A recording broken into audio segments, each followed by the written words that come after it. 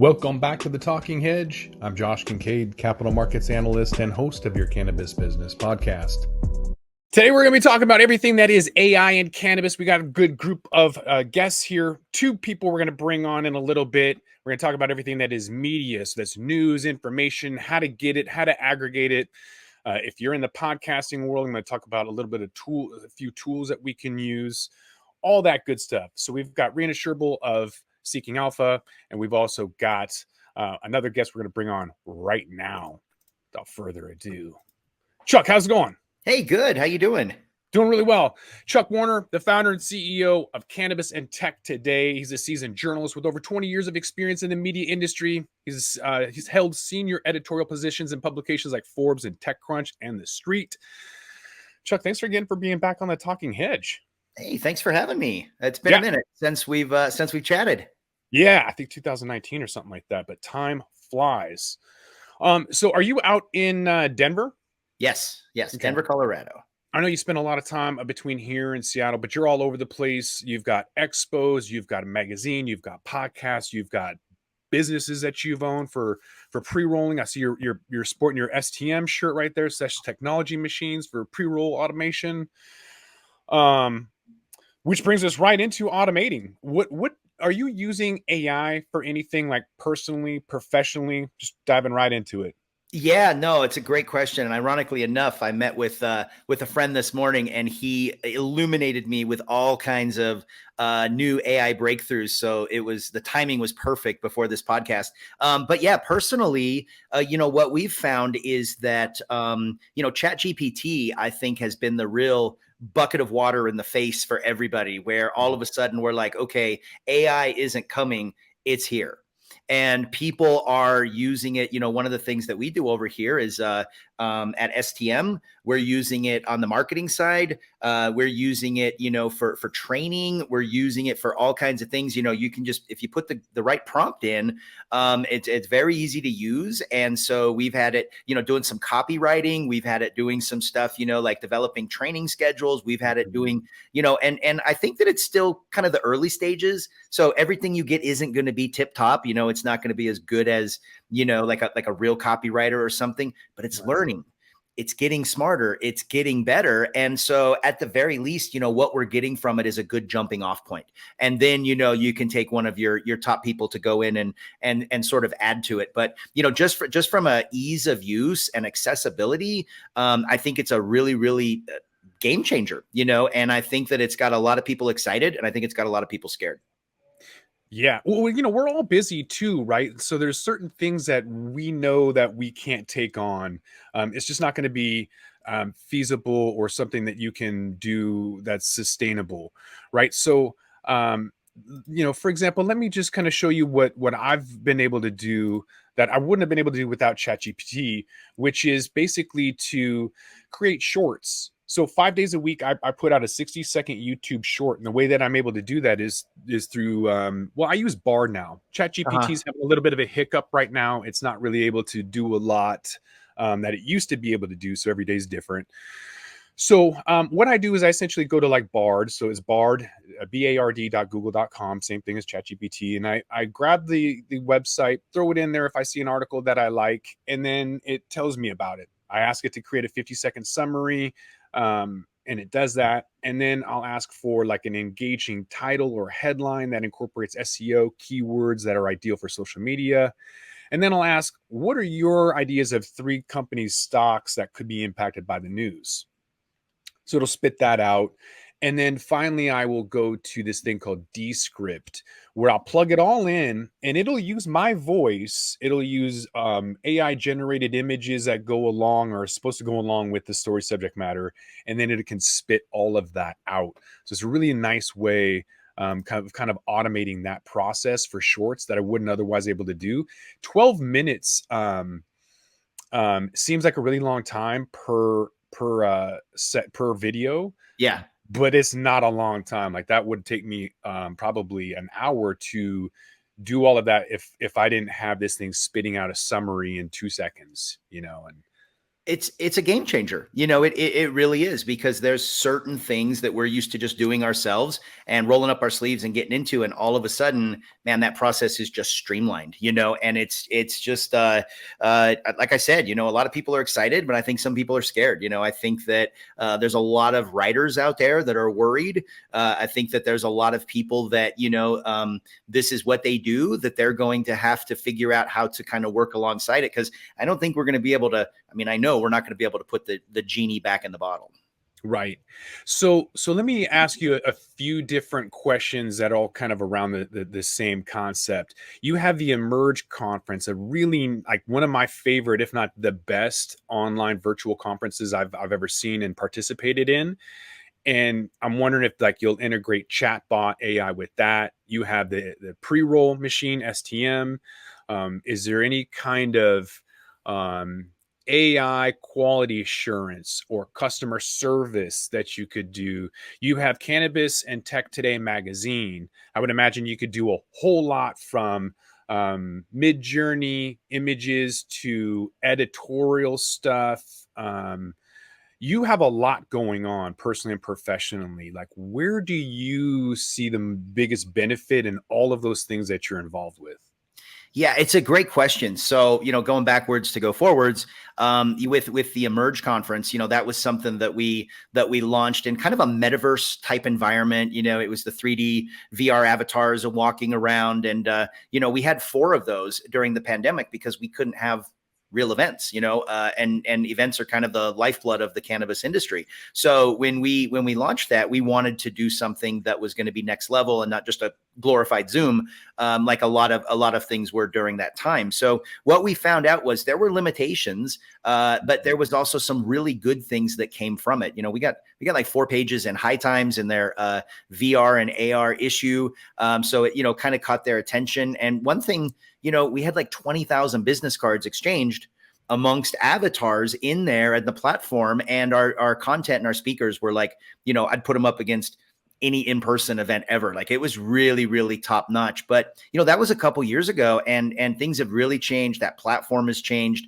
They've integrated a lot more stuff. So I think that there's always going to be a place for that.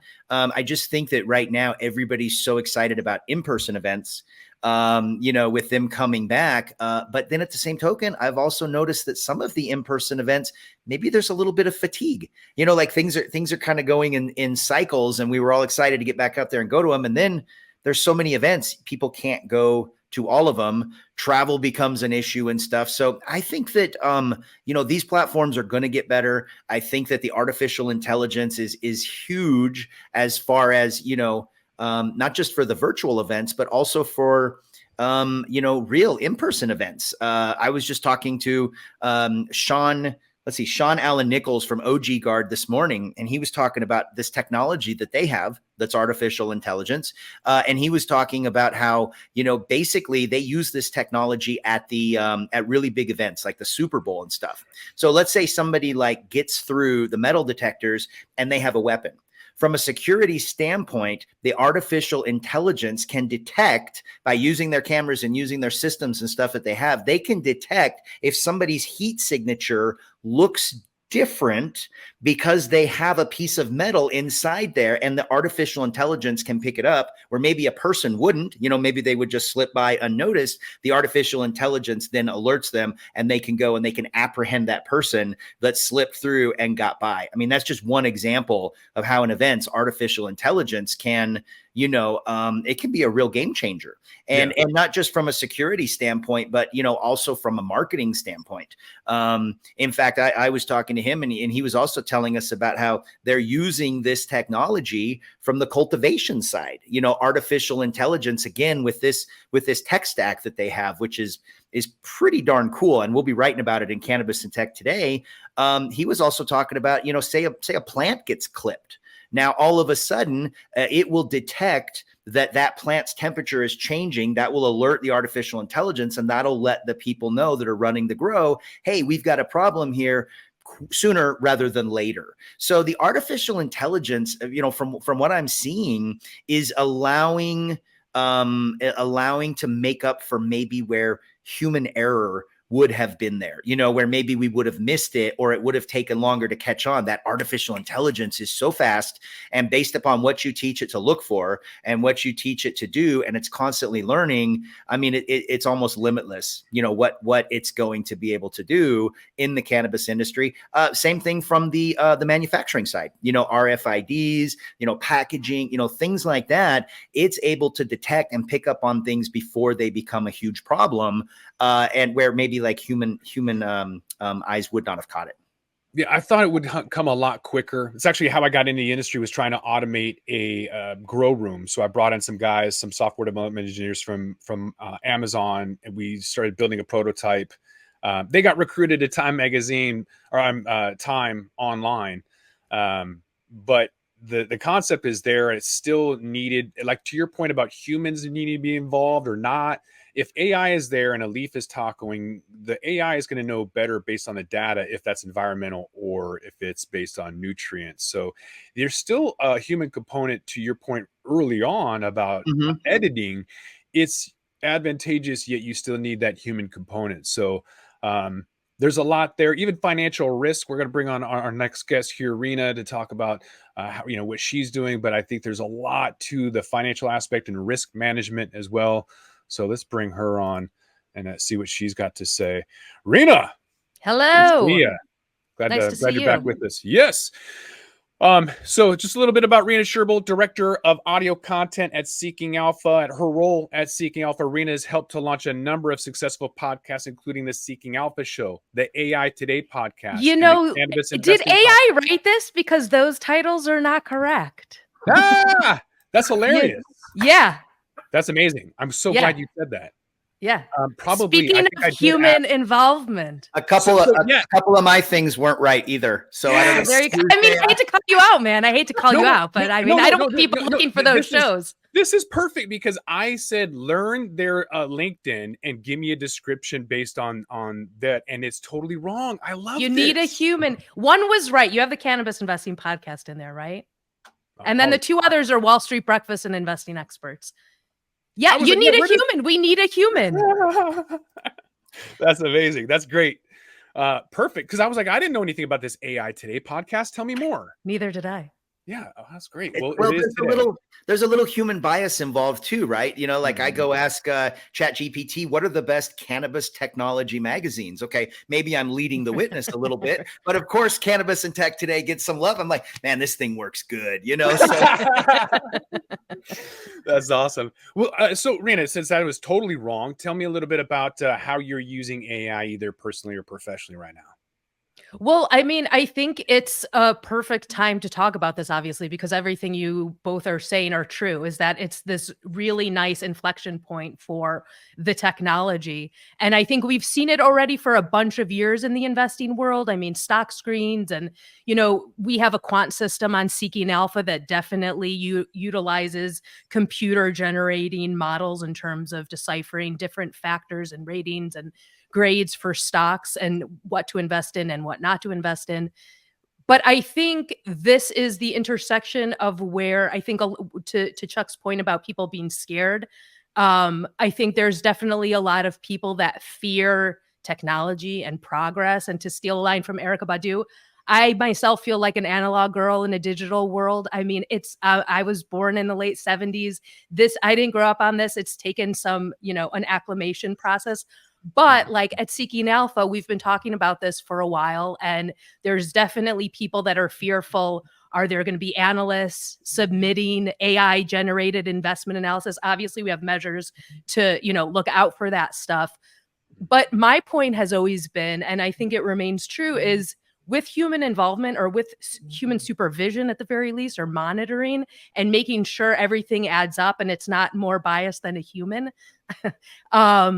I think that it can, well, not only, there's obviously destructive forces and everything, but I think that there's a lot of help that can be generated from this. I think right now, in terms of headline writing or summary bullet points or time codes, or things that are a bit maybe monotonous, or you've been doing and can need some help, or kind of just you put a bunch of words in and you can come out with a nice headline or something, and not spend the time having to think about that. But in terms of writing an article or relying on it for investment analysis or relying on it, to advise you on what cannabis product to buy, I don't think we're there. And I also know that there's iterations of ChatGPT. I think it's like 2 steps forward and 1 step back sometimes. But yeah, I would put it at right now. It's really interesting. And we had an analyst on one of our podcasts, investing experts, Mike Zaccardi, and he was talking about anybody that wants to be smarter, play around with ChatGPT, because you can only become smarter if you use it in the right way and if you're thinking about it in a kind of progressive, forward-thinking way. And the inevitability of tech helping us all, I think we can't escape it. Yeah. And I was just going to say, to your point, I think that we started seeing these sort of sensationalistic headlines about what Chat GPT was doing. Like it had its moment in the sun, about a month ago, which just drew everybody to it. And then it came out with an app, but you saw like I don't know, it got some kind of degree from a school, and then to your point, some lawyer was using Chat GPT in like a case or something, and Chat GPT like made up a bunch of cases like that it referenced or whatever, and it got caught. So that could obviously get the attorney or their client in some hot water. So it's definitely not perfect, but from a jumping off point, or like you said, getting smarter, learning, maybe for an article, like giving you a baseline, or for a process or something. It's pretty powerful, because if I went to Google and I said, hey, Google, write me a 500-word article, AP style, on AI and cannabis, right? What am I going to get when I hit the button? I'm not going to get an article. I'm going to get sent to something else or whatever. ChatGPT really changed the game by giving you something that you could now work with almost instantaneously. And even if it's not perfect, like I said, it's a jumping off point. Yeah, that's, by the way, sorry to interrupt, but that's one of the great things about ChatGPT as opposed to the others is the instantaneousness of it. Yeah, I would use it. I always like to say this per episode, like the caution, because I see this as potentially problematic down the road, where instead of doing your own research, which recently got categorized as like some right wing like conspiracy theory to like actually read and do your own research. I am going to throw out caution to the wind to say, if you are only looking for an answer, and to Chuck's point, it could be biased, that could be dangerous. Instead of getting a list of things to do your own research and come to your own conclusion, it's literally spitting out an answer, which is incredibly convenient, but also dangerous. So to that point, what are some benefits and challenges of AI? While you guys think of that, I'll give you my own example, which is that, so I run a hedge, me and my business partner run a hedge fund that uses AI and machine learning to do all fully automated trades. We've got an app that alerts people when to buy, when to sell. Sounds good on the surface. We haven't had a single monthly loss in 8 years. But you look at the human traders who take emotions into that, and when you look at the pot stocks like PotX or MG, these ETFs, they got negative 50 something percent in 2021, and we were up like 94%. So it's about 150% difference there. And I think the only difference is emotions. If you can remove the emotions, it's a great tool. But what happens when it's inaccurate? So that's why you always have to optimize and look at it and make sure that it's good. So there could be some issues and challenges with that if you don't keep it in check. Having said that, in your own world, what are the benefits and challenges of artificial intelligence and automation? I'll go ahead, because we've had some meetings about this, and at the risk of sounding somewhat esoteric, and I think some may have labeled me as such, I do feel that we are guilty as human beings of searching out not always 100% correct answers from fellow humans. So we're for sure going to get wrong answers from machines and robots. We have confirmation bias, we have recency bias, we have a whole bunch of blind spots that keep us limited, I think, in our knowledge and expansive learning. So I think just like we need to know how to learn from humans, we need to know how to learn from AI. And to Chuck's point about a lawyer, passing off AI as compelling, litigious material, I think, at risk of dating myself again, it's kind of like Cliff's Notes. I think if you're reading Shakespeare in high school and you may not understand everything, and Cliff Notes can help you out, but if you're only reading Cliff Notes, you're going to miss a lot of the beauty and the understanding of Shakespeare. And I think a smart and intellectually curious person will use something like Cliff Notes as an addendum or as a complementary tool, but you can't just use the Cliff Notes. I think you can't just use AI. And I think we could be in 50 years, it's probably going to look a lot different, but I bet in 10 years, I would probably still be saying the same thing. That, humans are humans and machines are machines. And sometimes you need a soul and a brain and a heart and a pair of eyes and discernment. To your point, people think that word of mouth is the best advice, but I've had a friend who for the last 8 years has gone from one legal lawsuit to another. And it's always because of the wrong advice. He goes and asks people, hey, who should I hire, or what lawyer should I get? And he gets like he's not getting subject matter experts, and it's getting him into trouble. I can't handle it anymore. I finally blew up at him last week, and I don't know if I'll ever talk to him again, but I just couldn't handle it anymore. Like, you have to figure this out and get a subject matter expert rather than asking a human for, your neighbor's cousin's attorney who's never done law before. Get out of here. I don't have the patience for that. Chuck, go ahead. Yeah. What I was going to say is, when I was talking to Sean about AI this morning, over a cup of coffee, I said, what's the one thing AI can't do? And you know what he said? What? Can't feel. I was going to say, yeah. Yeah. It can't feel. It doesn't have feelings. It doesn't have, empathy. And so I believe empathy is a superpower.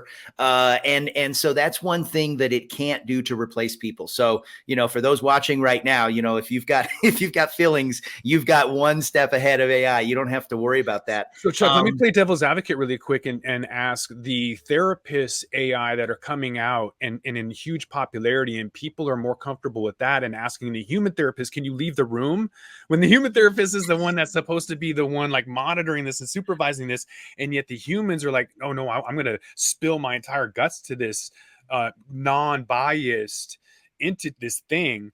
But it has no emotions, but they don't care. They want to be heard. They don't really want the reciprocating advice, or I don't know, man. What do you think? Well, I think that, listen, sometimes when people are having an issue or having a problem, or they want to talk about something, I think that some of us have a tendency to try to solve the problem. And some people don't want you to solve the problem. They just want you to listen, right? They just want you to be there. I have an 11-year-old daughter, so I am learning this, that, what, sometimes it's not for me to solve it. It's just to be present and listen. And I think that, this technology could obviously do that. Yeah, go ahead. Oh, no, you go ahead, because I was going to bring up something about time, about how it can really save us a lot of time, but I'd like to hear what you think. I was just going to say, I heard Esther Perel, who's one of the greatest relationship therapists and podcasters around, and she was speaking at South by Southwest, and she had a talk called Artificial Intimacy, and she was talking about using AI. She did this deliberately with clients. And just really briefly, the thing that's missing is nuance, or remembering something that they told you. It's just, I think the empathy and the nuance is missing. Yeah, I've got a friend, Mary J. White, who's got a sex podcast. I just sent her this new bot called Sex Bot or something like that. I don't know what it is or how it works, but I'm imagining it's just like a sex chat bot. I don't know if it's accurate or whatever, but they are trying. That's for sure. Well, back to cannabis. Where do you think? So we already know where it's at, and it's got its glitches, and it's sort of being incorporated, but more on, it seems like, the media side and marketing. With the timing of it all, what do you think the future of it is with AI and cannabis? What are the potentials? Where could it go? You guys have any opinions? Well, one thing I was going to say is, about everybody who's running a business and how artificial intelligence can help and where it's going. If you're managing a lot of people and you're watching, them, and you've got, different screens and you're kind of monitoring, what's going on. You like to see what's going on in your company. You like to, have some eyes on your different departments and stuff like that. That takes time. That takes energy. That takes your focus away from other tasks. You can program artificial intelligence to look for certain things on those cameras or hear certain phrases that it then can alert you to.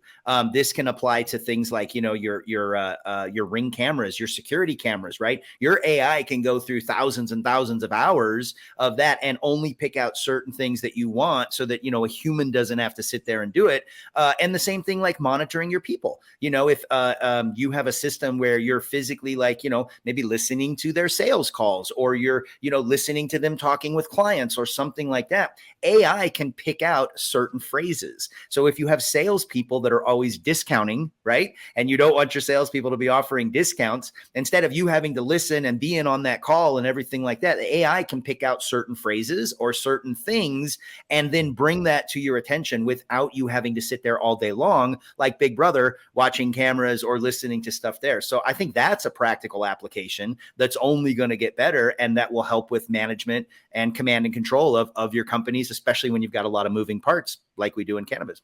Mm-hmm. Yeah. Rena, you got any future AI expectations with cannabis and how it might be integrated? I would imagine a good use of it is entering AI politicians to try and pass safe banking instead of the ones that we have. Just programming politicians to do something right. I'd love to see that implementation. Other than that, I mean, probably I see it a lot in the growing, perfecting that type of, just in the cultivation process. Mhm. Yeah, yields and Yeah. stuff like that. Like you were talking about how they can use it with stocks and things. Same thing, right? The artificial intelligence can help the cultivators, maximize their yields by analyzing all of that data and then just constantly getting smarter and smarter and smarter. Applying that where it would take a human. Basically, we're talking about quantum level learning, and that is something to be able to tap into. That's we cannot do. Yeah, I wish some of these license holders would grab the OG cultivators first, and then use AI to help them scale because they've probably never done that before. But I'm really tired of the lack of consistency. What happened to Blue Dream, for example? The lack of availability, like my store just basically stopped carrying it. Now, granted, Chuck, you've been here in Washington. We have 2,800 SKUs on the shelf sometimes, or at least 1,800. Yeah, 1,800 SKUs. That's a lot. So yeah, maybe it's hard to manage, but maybe AI can help you manage that and alert you. Like I built a spreadsheet for my wife like over 10 years ago, and it's VBA based, and so it's got macros and everything in there. So when she makes a recipe, it keeps track of all of the things that she would use, all of the flour. And so when the flour gets to a certain level, it'll alert you and say, hey, flour's low, you need to go buy more flour. It'll give you the cost of the recipe using the all of the appliances and everything like that. So I would imagine that. By the way, that took me like 40 hours to write that VBA because there was dozens of different steps I had to do, which I learned from my job at Capital One to automate like a 4-hour project. But I didn't tell anybody that I automated it, so I had like 4 hours free in the day because the last time I did something like that, they gave me a $5 Starbucks card. So you're not going to reward me. I'm not going to tell you about it. But I do see in the future that using something similar to that VBA automated process where they can have a process from start to completion and really kind of automate all of those processes automatically outside of just that VBA scale of a spreadsheet. So it can go from one database to another spreadsheet to another um, website, whatever, and automate a whole bunch of stuff, kind of like what I showed you at the very beginning on how I do my shorts. I'm literally going to try and automate that whole process start to finish through AI without having to do anything. So wish me luck. Good Well, luck. I think like you were talking about the recipes, wouldn't it be cool? And this would definitely be some kind of AI, but I've always thought like when you buy your products at the store and you put them in your fridge, if you just scan them all when you're putting them in your fridge, and then based upon when the expiration dates is, you could like have your fridge tell you, hey, you've got this getting ready to go bad, this. Here's a suggested recipe for dinner.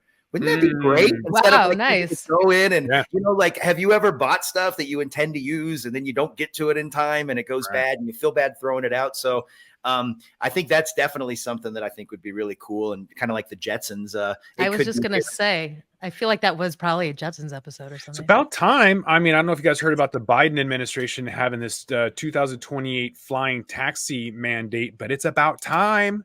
Next thing we're going to get food in a pill or something stupid from the Jetsons, but I guess we'll take I what we can get.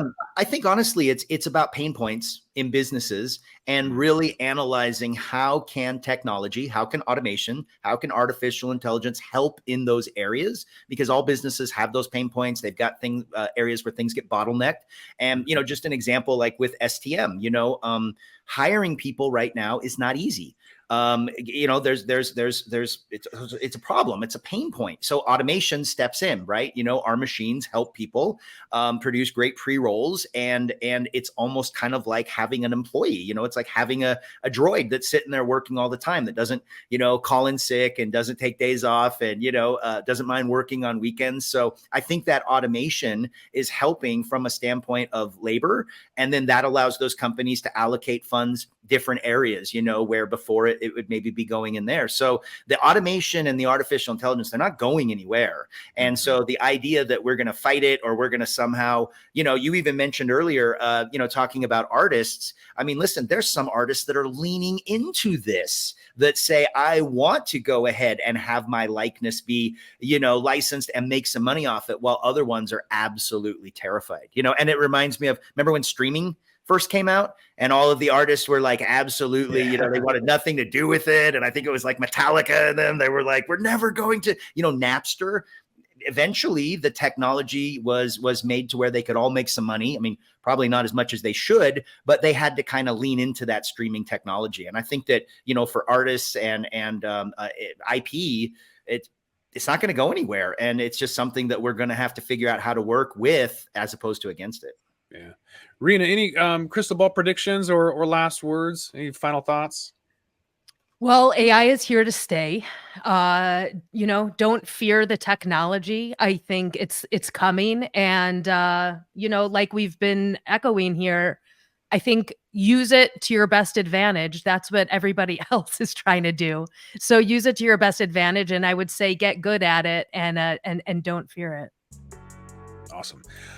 All right, Chuck, where can they find you at? Chuck Warner, he's a founder, CEO of Cannabis and Tech Today, and according to AI, he is a previous premier of Canada. Where can they find you at, Chuck? Two-term premier. Yeah, you can find me on LinkedIn, you know, Charles Warner, Cannabis and Tech Today. Hopefully the people are familiar with that, because we cover a lot of topics like AI and automation and stuff like that. You can find us at Canna Tech Today, and then STM Canna, any kind of pre-roll automation needs you have, it's just stmcanna.com. Awesome. And then we also have Rena Sherbill, Director of Audio Content at Seeking Alpha. Where can they find you at? You can find me at Seeking Alpha. I host the Cannabis Investing Podcast. I host some episodes of Investing Experts Podcast, which, by the way, has a lot of really great actionable AI and tech stock analysis. We also have a podcast called Wall Street Breakfast, which is investment news. You can find me on Seeking Alpha, LinkedIn, Twitter. All over the place.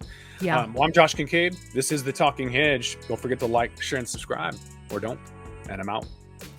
Thanks, Josh. Thanks, Josh.